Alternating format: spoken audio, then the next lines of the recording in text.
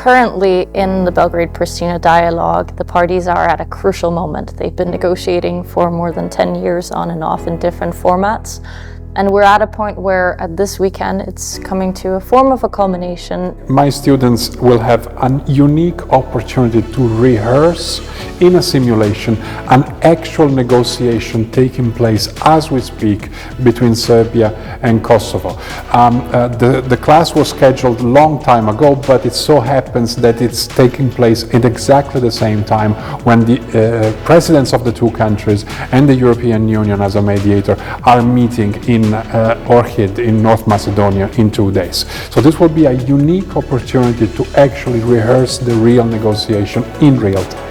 In our class, we've had the immense pleasure of having the USR Miroslav Lajčák coming in personally and sharing with us a bit of his preparations for the upcoming meeting. Our Master in Transnational Governance has a specialization in peace and security, and particularly this course is, in my mind, probably one of the last courses that our students will take before they enter their life in a professional environment. And I would like them to be as close as possible to the reality, whether they will work in an NGO, in an international organization, or in government. And these kind of exercises are precisely aimed at getting them this sense of how the real world will look like.